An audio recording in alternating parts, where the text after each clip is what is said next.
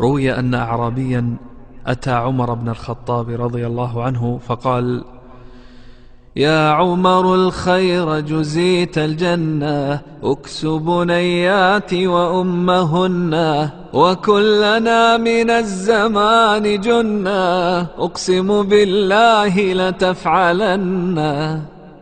فقال عمر رضي الله عنه: إن لم أفعل يكون ماذا؟ قال: إذن أبا حفص لأذهبن. فقال: وإذا ذهبت يكون ماذا؟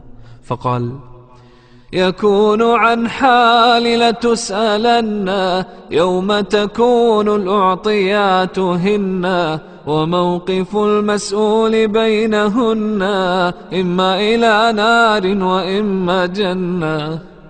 قال: فبكى عمر رضي الله عنه حتى خضبت لحيته، وقال: يا غلام، أعطه قميصي هذا لذلك اليوم لا لشعره، أنا والله لا أملك غيره.